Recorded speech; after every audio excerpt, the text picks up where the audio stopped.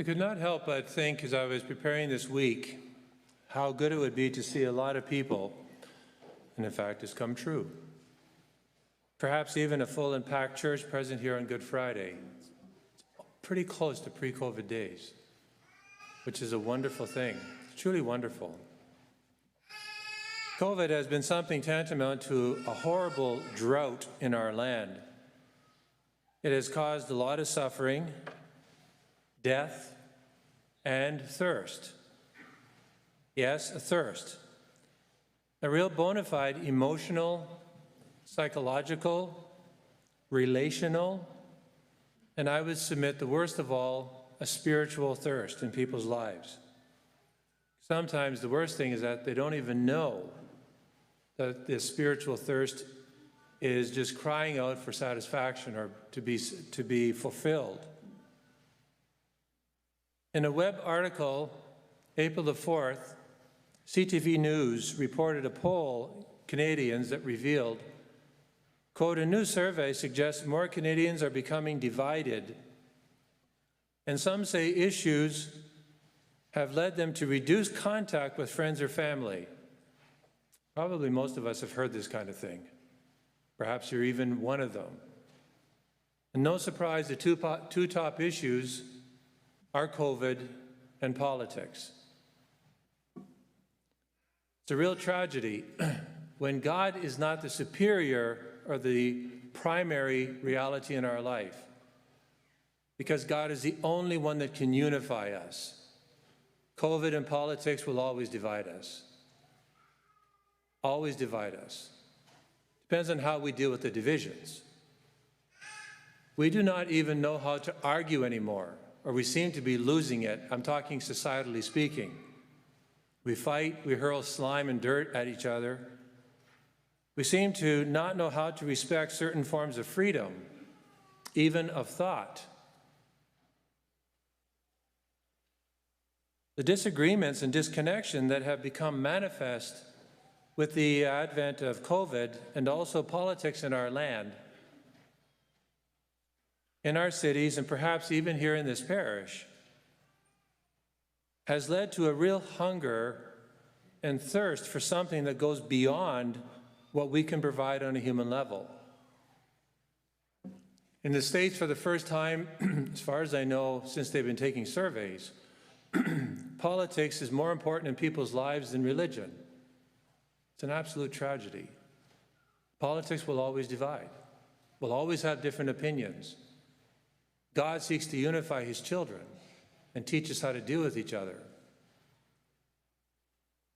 It speaks to something, as I said, that is deeper and more profound in the human spirit, in the human heart. A hunger and thirst that only God can provide. We have all gone through this COVID drought, and there are remnants of it still with us. But for the most part, we've come through it. And thank God we are here to hear these profound words of Jesus spoken on the cross. He spoke 7 words that have been compiled, if you go through the various Gospels, 7 words that are truly life-giving. But the one that I want to focus on are the words, I thirst. We have all experienced a thirst in some way. A thirst for normality in everyday living. A thirst for connection. A thirst for love, sincere, true love. That does not simply, that seeks our good for who we are and not something from us. A thirst for worship.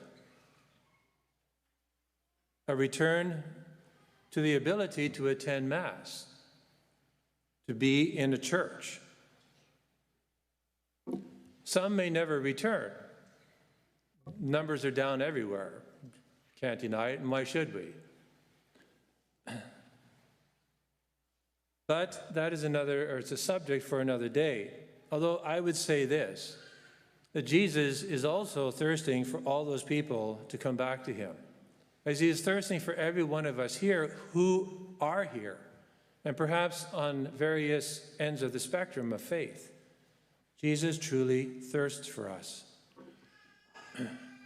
Jesus was dying on the cross, a horrible, absolutely horrible, excruciating, painful death. Because of the flagellation, which would have killed most people halfway through it, and yet Jesus has a perfect human nature, so he was able to bear the full brunt and the brutality of the soldiers because they didn't have numbers. The Jews could only flog 39 times, and they only used leather in the flogging for punishment. The Romans didn't use leather. They actually used barbs at the end of the, of the pieces, whatever they used. So it actually would tear chunks of flesh out of the person who was being flogged. And they didn't have numbers. So they could flog somebody 50, 60, 70 times. It all depended on when probably the centurion told him to stop it. So most men, because women could not be flogged, most men would die in that process. They'd never make it to crucifixion. Jesus was able to withstand the entire brunt of the flagellation and then actually take the cross up the hill of Calvary, which shows how incredibly, just physically speaking, how strong Jesus was and what he could bear even on a physical level. So he was, by this time, because of the loss of blood and the sweating, was extremely dehydrated. Now we have water bottles all over the place. We know what it's like just to go without water for a little bit, glug, glug, glug, glug, We have it so easily accessible. But Jesus never had any of that given to him. The dehydration that he was going through is, for us, probably just incomprehensible, that alone. His body would have craved, with every cell in his body, would have craved water, just water, physical water to slake his thirst. In the midst of all this, he cries out. But to who? He cries out, "I thirst." To the soldiers, to all of us, to his Father. This is registering on one of these soldiers because the soldiers know. The soldiers, they're worldly wise. They know nobody would have made it this far with what he's gone through. He has perfect serenity. He is in perfect control of what he's going through, even though he's in agonizing pain. And he's experiencing unbelievable dehydration and thirst. The soldiers would not have given him water to slake his thirst. They didn't give him water, but they gave him what is referred to as sour wine, but it was mixed with myrrh. It was kind of narcotic in order to lessen just a little bit the pain of the crucified individual. But this was not given out of mercy. This was given in order to prolong death, to prolong suffering, because when the suffering goes down, you can extend the period of suffering. Jesus tasted a little bit, but then he rejected it. He refused to take the whole thing. He did this because he wanted to suffer all the way for us, for all those who don't have anything to lessen their pain. There's lots of us who, at times, nothing will lessen our pain. We can take all the pills we want. Sometimes pills are great. They serve a purpose. But we all know that there's some pain that pills can't resolve. Jesus wanted to let us know that he was there in that place with us. For those whose pain, no pain reliever can lessen. For those who feel the absence of God. Bishop Sheen once had an atheist say to him, "You believe when you look at that crucifix that there is a God?" And he said, "Yes, because there is a God on the crucifix." This is no Greek God, if you know anything about mythology. The Greek gods didn't care anything about human beings. They could care less about human creatures. We were playthings to the Greek gods, the pantheon. They didn't love us. We were toys. This God actually becomes one of us and goes through all of this. Why? He doesn't need to. He doesn't need me. He doesn't need you. He doesn't need any of us. Why would he do this? Because he loves his children. He cried to his Father, but he thirsted for what? For who? And the answer is clear. He thirsted for you.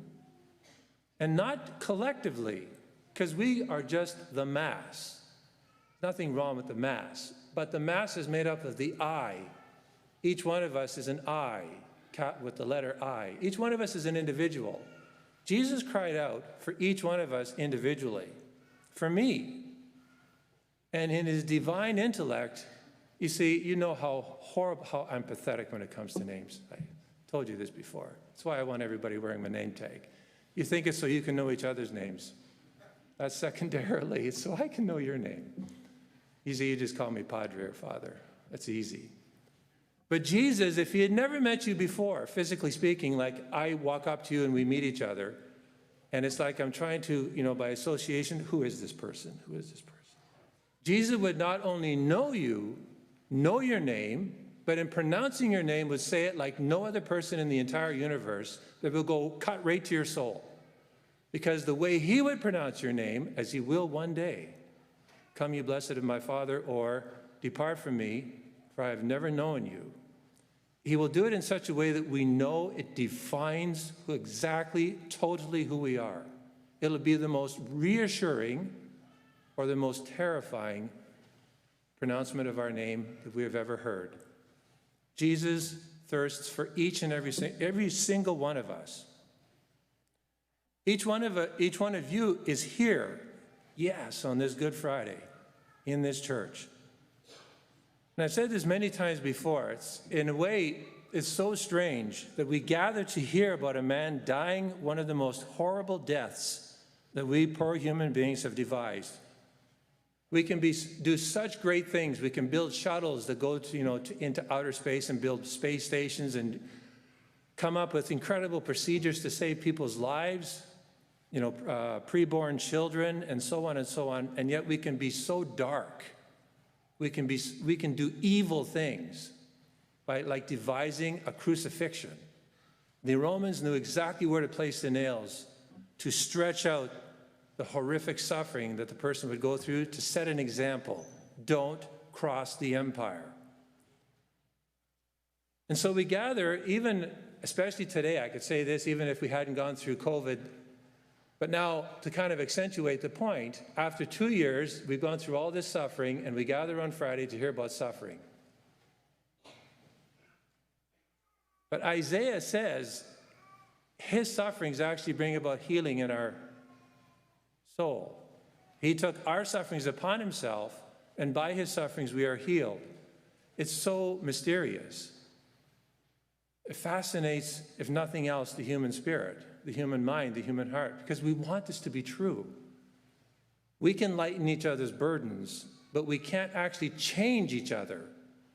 Jesus can. He has the power to do this. He has the power to change us, to actually heal our wounds, to actually transform our souls by the power of his grace if we let him. We've got to let him. We've got to invite him in. We've got to give him permission.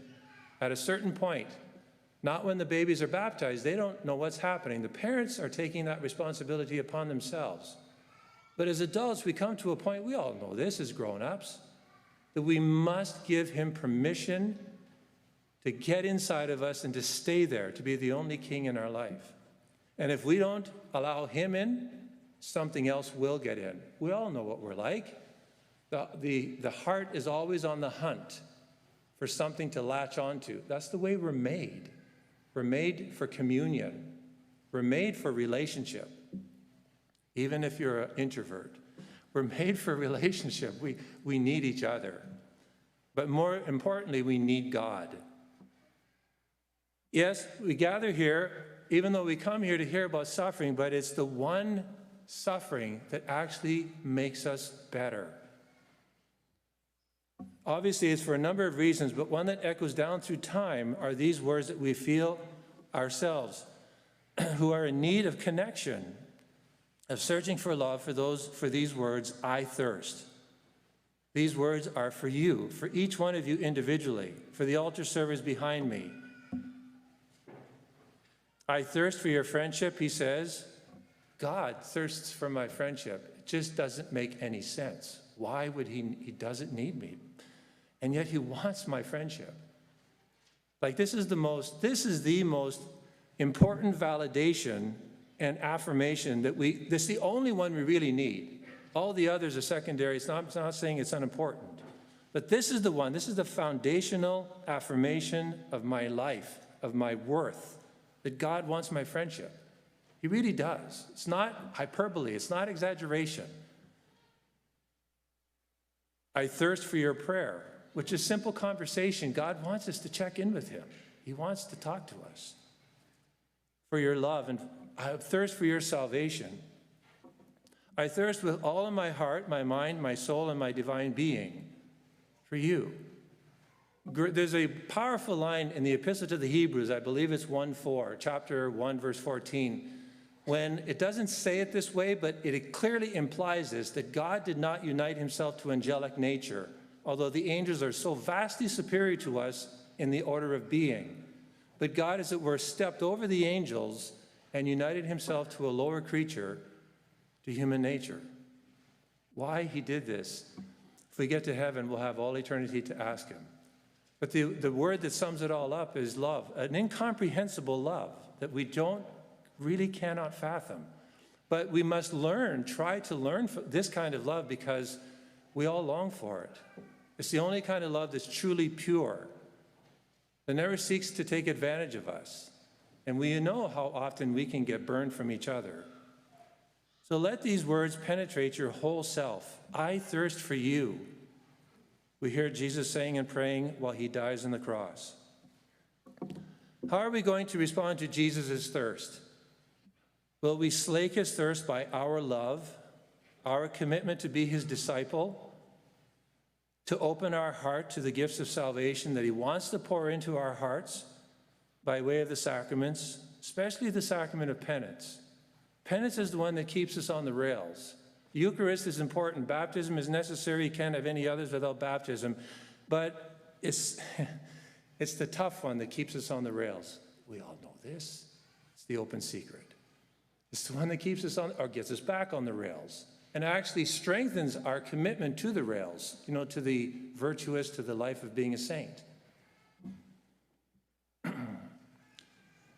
This is the first gift, as will come up in the second Sunday after Easter. This is the first gift, the gift of God himself, of Jesus Christ to his church on Easter Sunday night. It's the power of Genesis. God actually grants the power of creation, spiritual creation, to these weak, imperfect vessels, his priests.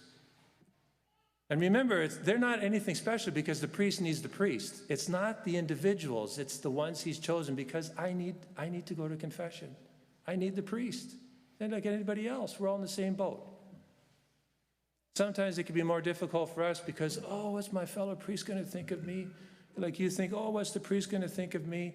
What's this priest going to think of me? Because he's my colleague. It's the way the master ordained it. It's got to be the best way because it's the toughest way. It's the most effective way.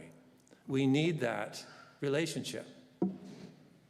The power of Genesis to make our souls anew and to share in his divine nature.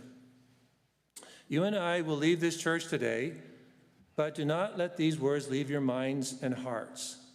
I thirst for you. Put your name to it. I thirst for you, Jesus says. Question all of us need to ask ourselves is, how am I going to respond to Jesus' thirst?